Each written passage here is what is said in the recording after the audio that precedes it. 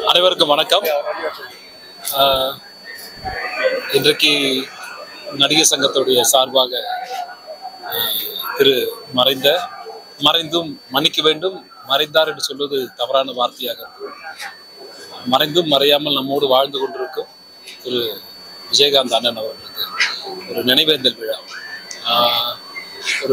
இந்த நிகழ்ச்சியை நடிகர் சங்கம் எங்கள் கடமை இன்றோடு முடிய போவதில்லை. அவருடைய கனவுகளை நாங்கள் சுமந்து கொண்டிருக்கிறோம். நான் உள்ள பேசின மாதிரி தான் இந்த நடிகர் சங்கத்துக்கு அவர் தலைமை ஏற்கணும்னு விரும்பின நிறைய பேர்ல நானும் ஒருத்தன். கட்டாயப்படுத்தி அவர் வேண்டான்னு தான் சொன்னார். நான் விருப்பப்பட்டு நாங்கள் ஒரு 4-5 பேர் தான் கூட இருந்தோம். அப்போ மறைந்த முரளி அவர்கள் இருந்தார்கள். வலுக்கட்டாயமாக இவர் நாங்கள் நடிகர் சங்கத்துக்கு தலைவராக நீங்கள் ஆகணும்னு சொல்லி அழுத்தம் கொடுத்து தான் வர வச்சோம். ஸோ அதனால் இன்றைக்கு அவருடைய கனவுகள் எந்த அளவுக்கு நடிகர் சங்கத்தின் மீது பாசம் நேசம் வைத்திருந்தாரோ அதை நிறைவேற்றுகிற கடமை ஒவ்வொரு நடிகருக்கும் இருக்கிறது. அது எனக்கும் இருக்கிறது. நிச்சயமாக அதை நிறைவேற்றி தருவோம் என்ற நம்பிக்கை இருக்கிறது.